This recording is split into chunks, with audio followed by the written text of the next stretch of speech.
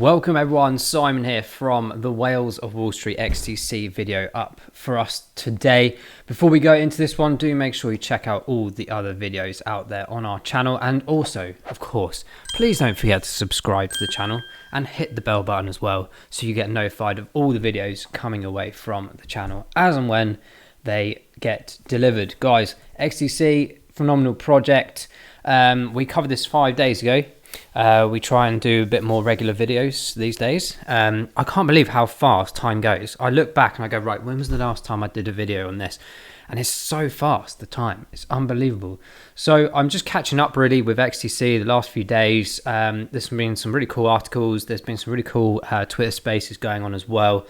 With the likes of Impel, for example, of course, running on XinFin, and also this whole concept about ISO 20022 compliance and standardizations. We'll go into that in a bit more in a second.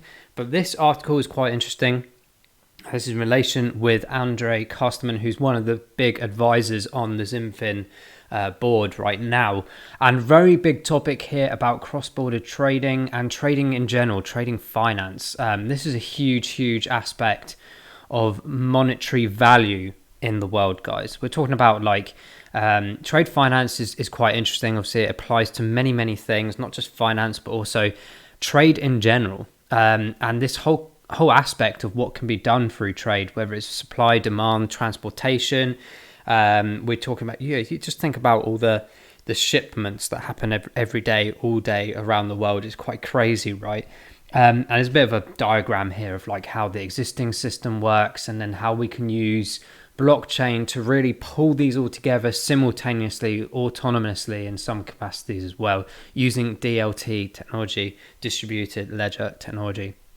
So Andre Custerman, as I said, through XDC Network, has been discussing all of this aspirational information. I think this is brilliant. I think this is something that's not really talked about a lot. Trade market guys, by the way, just pulling out some information here. At the moment, according to 2021's figures, roughly the trade finance market sits around $8 trillion worth of money. Like, that's crazy, right? And look at this, by 2028 the aspiration here is to hit potentially 11, maybe even 12 trillion dollars. So when we're talking about investments and what we're looking at in terms of these crypto assets and what they're actually doing as a utility and what they're actually doing within the world, you also look for like, okay, I get this, there's loads of these kind of chains, there's loads of kind of technologies, but one of the real big principles of XinFin, as well as their integration with the likes of Impel and L3 Corda and even Quant to an extent, is the aspiration to take over or utilize this kind of technology across a multitude of areas, private sector, public sector, and trade is a big conversation for XinFin, especially this year. If you cast your minds back to late last year, they changed all the branding. XDC Foundation, it looks slick, it looks new, fantastic and fresh. And then they changed all their communication patterns. They started to become massively serious in this area. And I think they needed to be taken seriously more and more, not just for retail investors like us, because at the end of the day, guys, we're probably at the bottom of the pile, no disrespect to ourselves, but we're not at that institutional level where, of course, they're making the money or they're making the integrations, right? So there's all these things to think about. And for me, as I said, rolling back the conversation, is what are they doing and what's the market that they're in and what's coming. So we talk about trade in a significant manner. It's huge. The market is huge. Even this in general is a massive percentage increase in terms of the actual overall growth pattern and the market value of the trade sector. This is quite phenomenal. And looking at what XinFin are doing, as well as a few other projects that are similar in this area, it is really intriguing and interesting to seeing the development as we go along and the conversations that are coming out here as well. So I'm finding this more and more interesting as more information comes out. Andre Custerman is a fantastic guy, massive background in Swift. I think he was there for like 20 years, as well as some other projects relating to high-level finance here. So these guys know what they're talking about. XinFin are really hiring some phenomenal people over the last couple of years to really identify themselves in this bracket and push forward with the technology. So This is all about replacing an existing system, similar to how we talk about the RTGS system, right? With Swift chaps and backs and all these things that are always there right now, being replaced with this new remittance system for the finance sector, right? This is no different to other sectors and space around the world. I always talk in many of the videos, including like IOTA ones, for example, where we talk about automation, things like drones, harvesting, seeding automatically, deliveries automatically based on algorithms of supply and demand. And this really does integrate with trade finance as well. We're not just talking about the payment infrastructure. We're also talking about if this can be like literally completed and integrated, it creates a lot more wealth for everyone. Everything can be done faster. It's all automated. It's sped up with things like smart contracts and verification and processing being done in milliseconds instead of days or hours or months or however long some of them take.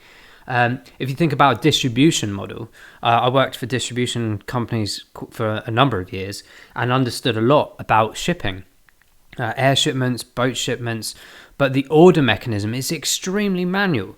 Forecasting manually based on trend and potential like leeways in your mind of 10%, 20% leeways, could seasonal activities or macro world events occur? And this whole process takes a long time. And then when it gets to the distribution model, then they have to sort out things like credits, they have to sort out the orders, and then those orders transpire into maybe 4 months lead time, 12 months lead time, however many products or things being done. And we take this in an instance about, for example, like in China, of course, who are the massive producers, if not the top producers in the world, of pretty much most things, right? Especially electronic components. So this is very much related to what I was working with for many years. You then see like a 3 to 6 month pattern. But as I said, it's all very manual. And many things can come in the way, or perhaps supply and demand is affected by others' orders. And maybe that order's bigger than this one, so it gets the priority. And this is where we talk about the automation aspect and supply and demand, is that if we're all on one blockchain system, I'm not saying that it's just one chain, but blockchain in general as a system, this is how it works. So if I go and buy something online, it automatically tells the entire system across the whole entire processing aspect. So forget this bit where we see on the traditional trade finance side on here of going through all the different connections. The whole thing works simultaneously. So it knows that one's been purchased or 100 have been purchased, and therefore it automatically tells the entire rest of the system and the process and logistics that this needs to be reordered, or based on trend and supply and algorithm and what time of year, date of year it is, this needs to be done. And there's less people being used, which is I always say about crypto and blockchain is almost we're investing in partially the demise of society and the demise of human workforce. But the aspect of this, and this could be a conversation arguably of why BUI comes in, basic universal income comes in more and more, because more jobs are becoming more automated and machine related, right? So this is how we keep people going. And that's a topic for another video.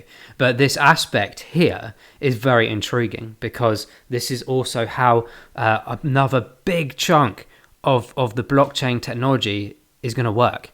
We've got things like IOTA that can help with the actual transactions of like making things happen. And then you've got things like XinFin and other projects like Quant, who are massively interoperable with multiple chains, multiple projects coming together to build this huge infrastructure. This isn't going to happen overnight, guys. This is going to be like over the next few years, particularly in terms of like piloting and trialing. And we've seen this with CBDCs and things coming very soon. But with other things like automation, logistics, all of this stuff, this is where we will see over the next 5-10 years the massive progression. We've already seen the development here in the UK, or conversations about drone highways, things like this. This is all part of the mechanism. And people always see like futuristic films or thoughts and they go, oh yeah, that's really cool. But no one ever thinks about how is this even going to work? How do we pay for this? How do we transact with this? And how do we keep on top of it? Well, that's where blockchain comes in, because the whole transaction perspective, we talk about this all the time. Transaction isn't just a finance thing. It's an action, a transfer of an action. Simple as that. And that applies to everything. Even when we have chips inside us potentially very soon, things like algorithms are running. Oh, you need a bottle of water, or you need this nutrition and this, that, and the other. And it's all automatically ordered. It's all automatically into the system about your health. And actually in a few years' time, Simon, you're going to have a heart attack because of this. Therefore, medicine's delivered to you, or this is done in time, in advancement. And what does this do? It speeds everything up. We have more time personally and more time in general in business to do things quicker, faster, more economical, both in the cost aspect and the speed efficiency aspect as well.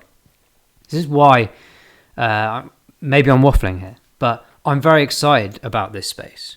And when I've been in the experience of some of these working environments, and I understand, of course, with blockchain and everything through the education that I've got in blockchain and cryptography, it's 2 and 2. And for me, it's like, wow, this is massive. And we see the market. When we're doing our research, guys, when you're researching a project, you look at the utility, but you can also look at the market that it's in and go, okay, I understand this. It's things like hydrogen, guys. Hydrogen, big lithium components for batteries, for cars, right? All these kind of things, green energy, will be massive in the near future. And these are great opportunities to get involved with projects and topics that are in the early stages still. Automation will enhance the speed of progress for the processes, ensure cost reduction, and raise profitability. Now, if you give that infrastructure and information to all the companies around the world and say that you can save money, you can speed it up, therefore making more money and more profitability, and all of these things, they'll be listening. And we talked about this in IOTA as well, and many other videos. Artificial intelligence complemented by machine learning. Check out our videos on this, guys. This is all part of the entire massive mechanism. Technological integration into legacy systems and processes converges disparate industries such as trade, insurance, payments, FX, logistics, and even education. Everything, guys. And this isn't even talking about blockchain. This is just talking about the future of trade finance. They haven't mentioned the word blockchain in here, but this is where the answer is. This is how they're talking about all these wonderful narratives in this article here on TradeStream. But blockchain is going to be the one that's powering this alongside the integration of artificial intelligence, machine learning, deep learning, and algorithm. It's phenomenal. Absolutely phenomenal. Last point here, of course, the Impel Twitter Spaces. Go check it out. I'm sure it's recorded as well. I think they said yesterday. Go check that out. XDC were involved as well. Again, about the financial messaging of ISO 222 compliance in relation to R3 Corda platform integration with the likes of XinFin, of course, any of its partners as well. It's really important to understand this because as we talk about the finance aspect, this heavily relates to the trade finance and anything and everything we just spoke about in this video. This is how it all works. This is how it all comes together, guys. Guys, let's go into the chart of XDC. I think this is absolutely phenomenal project and asset XDC is, and along with its partners that it operates with and is integrating with on a daily basis. So here's the chart.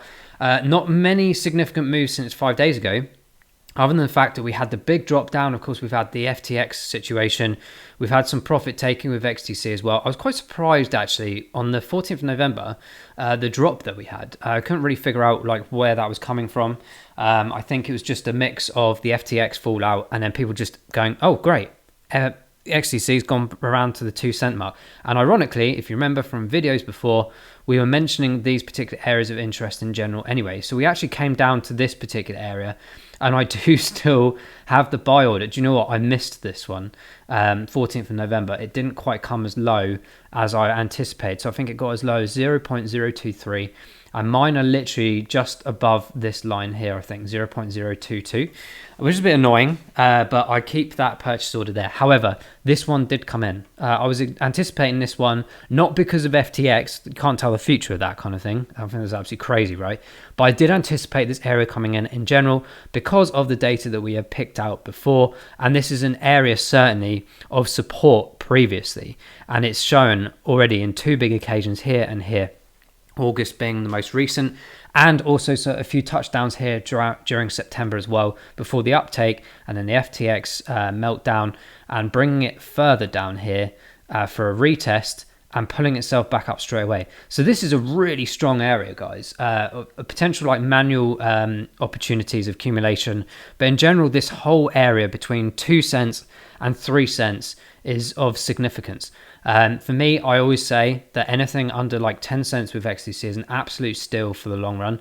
It's a great opportunity to accumulate something that's going to be an absolute powerhouse in the future, especially with all the kind of things that we've spoken about in this video, plus all the other stuff in all the other videos of XDC, and not just our channel, across the board, and across all the people that talk about XDC, all the big top level people I'm talking about, and the new hirings as well, of course, in CBDCs and things. They're not going to stop. This is really exciting. So for right now, guys, I'm thinking out loud here. Of course, this big tail up was quite significant, 2.5 cents to nearly 2.7, nearly 3 cents. Okay, so we're now floating back down here. The volume's calmed down today, but again, as I said, this is good DCA opportunities around here. It's not financial advice, just opinion based on what I am doing. So I have had some manual orders today. I've still got my buy order back down at this lower region. As again, slightly frustrated I missed out on that one, but it shows the anticipation and mindset that we have here. And the reason I did these lower areas was because of this touch point back here, 30th of June. This matches with something that we saw about a year or year and a half ago as well. Unfortunately, the Qcoin data on this chart doesn't go that far, but there's the dinosaur again. Where's this dinosaur come from? So that's where we are with it, and that's why I had those orders in at lower regions. Not to say that XTCs are going to fall apart or anything like that. We just have to be aware of these opportunities, and if I can grab XDC for 0.5 cent less or a cent less, absolutely phenomenal. But I'm not angry either at these current areas, because if we look at the RSIs at the bottom here, 14 days is showing 38 and 28 days is showing 40%. So this is quite low still. It was obviously not as good as the FTX days back at 21.34 respectively on 14-28 day, but it is still respectable. I always look at this bite point as a manual accumulating area between that sort of 38 and 42 aspect of 14 day, and between 40 and 45, sometimes lower than 40 on the 28 day as well. So volumes have been kicking out, it's starting to fade out. And also, if we just quickly zoom in here, you can see on the MACD, this is important to understand like where we are in terms of volume intake and outtake. It's narrowing very slowly. We have this big gap, and that confirms it here in the volumes. We're having the narrowing of the gap here. This could touch both, and it might switch over into a bit of a more positive momentum. But I do think the market in general right now is in a stabilizing factor. It's trying to figure out where it is. And that's not just for XDC, it's across the board. And I think people are also still waiting for like Bitcoin to be coming potentially down to 12 or 10. Who knows what news could come out next week or tomorrow or today? We don't know. So that's why we play the market in terms of what's the opportunities ahead of us. Okay, I'm really happy with this current position because there's a reduction in a mass of risk, but there's also opportunity lower. So we don't chuck all our money straight in now. We think about what's potentially going to come down. If it goes up, cool, we've made money. And there's always that thing of, oh, I wish I bought more. But you can't always play or win that game. You have to just be very strategic and less emotion in there, and just think about it logically. So on the right hand side, as we wrap up, 6% down on the week, which is not too bad. The month and the 3 months are getting better, 17 and 19% respectively. It's this year-to-date one that's of interest to me, because I think this is a great area of opportunity. If it comes lower, fantastic. If it's still under 5 cents, fantastic. But in general, we've got a lot of room to move, guys, for when eventually the cycle does switch around. We've made the money here. This is why they say people make money in these markets, not on the way up in the FOMO. Sometimes you can, obviously, if you play it right. But in the experience I've had and the longevity of these cycles, these are the areas that money is made. It sounds crazy. It sounds weird. Hang on, how am I making money when it's just dying? Well, this is where you have the bottom periods. Of course, we don't know the exact bottoms, but this is why we do DCAing. And it spectrums itself up. This is how it works. So that being said, XTC, as I said, is a phenomenal project and topic right now. I think it's going to be absolutely phenomenal to watch the development of this over the next couple of years, and even maybe more advancements in their hiring process as well. But I just wanted to cover all these different topics, guys. I know it's a few more minutes than usual. Hopefully we've all learned something. Hopefully we found this informative. Do leave your comments below about XTC. What have you been doing, not doing? And what do you think about all this trade finance aspects? Well, I think it's super exciting. But guys, thank you so much for watching. We will see you all in the next XTC video. Don't forget to subscribe. Take care. Bye-bye.